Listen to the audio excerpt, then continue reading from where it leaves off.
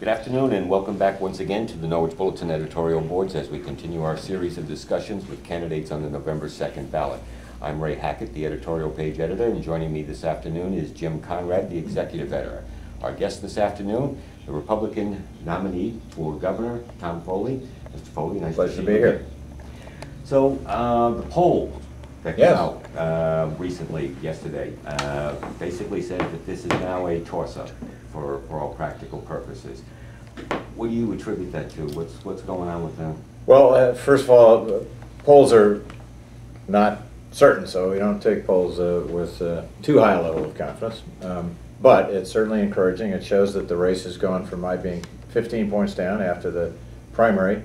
I was in a very difficult primary, and Dan Malloy was not expected to win the Democratic primary, so coming out of the primary he had a lift, and so we were 15 points down, and that gap has been closing because I think some of the nastiness in the Republican primary wears off after a time, and then I think the lift from winning a primary by as big a margin as he did is temporary. But I also think there's something else going on, and that is that we have almost 40% of our voters in Connecticut are unaffiliated. They tend to, because they don't participate in primaries, they tend to engage later politically.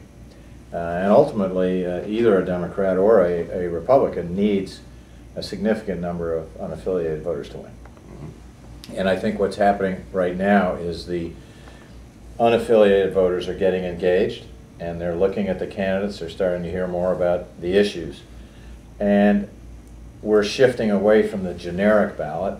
I don't want to get too much into the details here of the political process, but the generic ballot is when people say, are you going to vote for the Republican or the Democrat?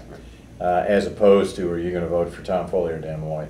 And when you start off in a race and people don't know the candidates very well and haven't really engaged on the issues, the ballot is reflecting the generic ballot. And now it's starting to shift away. And what's happened rather dramatically in the last 3 or 4 weeks, as unaffiliated voters have tuned into the race, they're shifting dramatically in the direction of Republicans, and in my race, me. And so you're seeing nationally, you're seeing this happen.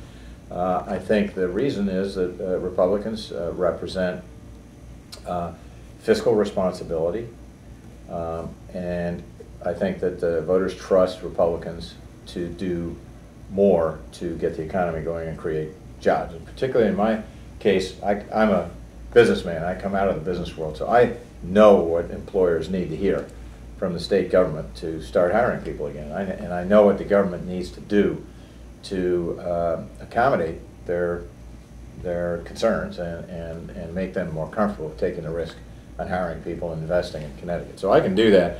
I don't think my opponent is as credible on the job front, and also he's a career politician. He's a former mayor in Stamford, where during 14 years of his term he pursued tax, borrow, and spend policies, and Stamford hasn't done very well with those policies, and under his leadership they've lost over 14,000 or almost 14,000 jobs since 2000. It has some of the worst performing schools of any city in Connecticut. It has the largest achievement gap of any city in Connecticut. Only 37% of their 10th graders are performing at grade level. So there's I think people are sick and tired of the career politicians and incumbents who've gotten us into this mess, and they want a new leadership and a new direction. And I think, particularly in my case, where I've been turning around businesses and fixing the same types of problems that Connecticut faces, they think I'll do a better job.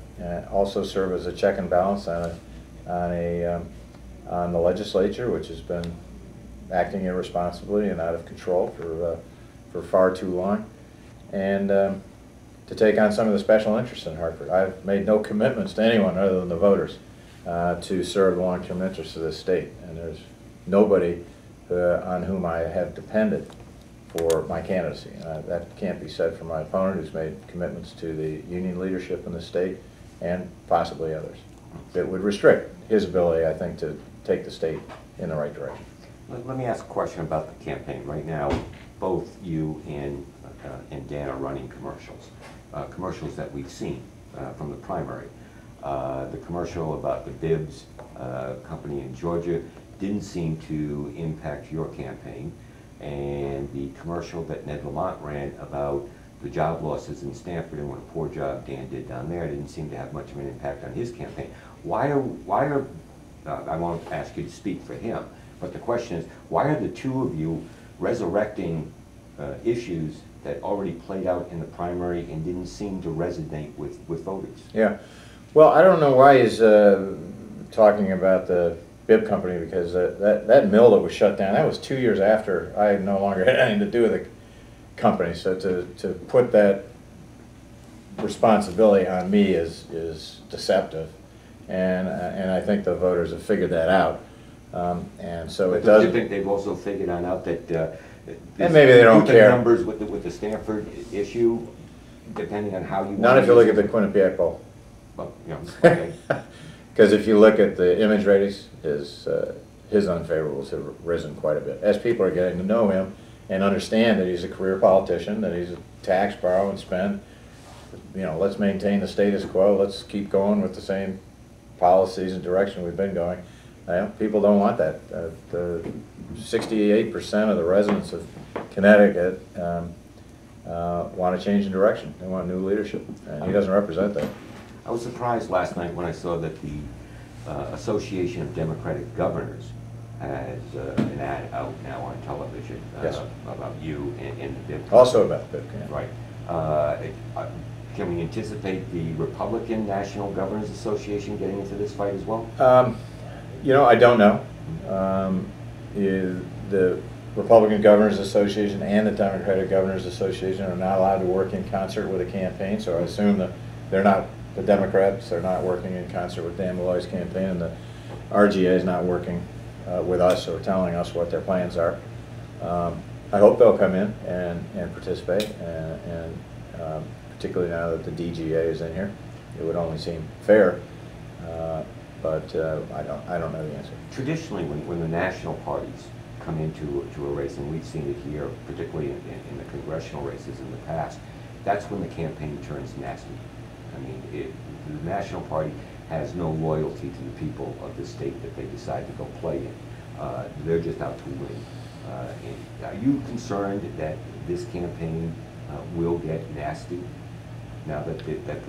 Well, it already is. I mean, I said that, you know, they're talking about something that doesn't, that they're saying is part of my record in business. It isn't. This is actually something that happened and I had nothing to do with. That's dishonest, but it's also nasty. It's a hard negative ad. It's not a contrast. It's an ad. The Malloy campaign isn't saying, well, Tom did this and I'll do this. It's a straight negative ad. So that's a different category of negative advertising. Usually the Democratic Governors Association would come in and do that because sometimes there's a backlash on negative advertising where the person who's, a lot of people get annoyed by negative ads, and a lot of people don't like it. So sometimes the candidate loses some votes in addition to gaining some votes. And if there's a third party doing it, that backlash sometimes doesn't happen. But listen, the Malloy campaign they can't really talk about his record in Stanford. Early on, they were trying to make it sound like Stanford was a dream, but it's really a nightmare. And we're trying to make that clear, set the record straight that he's saying he created jobs in Stanford, but Stanford had significant job losses from whether you take it from 2000 to 2009, or 1996, his first full year as mayor, until the end of his term, 2009, a full 14 years. They lost almost 8,000 jobs. From 2000 to 2009, they lost 13,800 and some jobs. So, you know, where do you create jobs? And that job loss is there. But didn't a lot of those jobs disappear because of the financial crisis? I don't know why they disappeared, but they did disappear. And he's saying he created jobs, and he didn't. So if the media is not going to set the record straight, his opponent needs to. So I think that's actually helping inform voters. I don't see it as negative advertising. It's contrast advertising. I can't. You asked if it will get nastier. I think the Malloy campaign really, the issues are against him. The voters want government spending reduced. They don't want more taxes. He's saying he's going to raise people's taxes, and he hasn't given any credible suggestions for how to reduce expenses.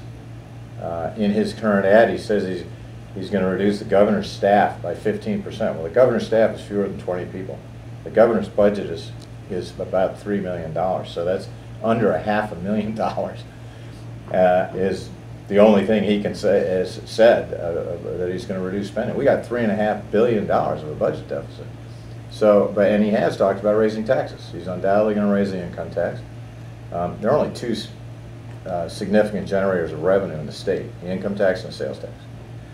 He's talked about possibly introducing a state property tax, and and obviously he's going to have to have some combination of increasing the income tax or the sales tax to solve a $3.5 billion budget deficit without any significant spending reductions. You'd have to take the marginal income tax rate to north of 9%, or you'd have to double the income tax. I mean the state sales tax. Working families, we just can't. We're already have the highest state and local tax burden of any state in the country. Working families can't stand any more taxes, and there's no way. There aren't enough high-income people in this state to tax them enough to solve the budget deficit. So it's going to fall on working families, and we already tax the average household in Connecticut $8,600 for state taxes alone on $68,000 of average household income. It's 12.5%. It's 1 out of every $8. There's no more room. You're still holding firm that you can address this budget deficit without a tax increase? Yes. Okay. Who gets hurt when you go into that budget and start reducing spending?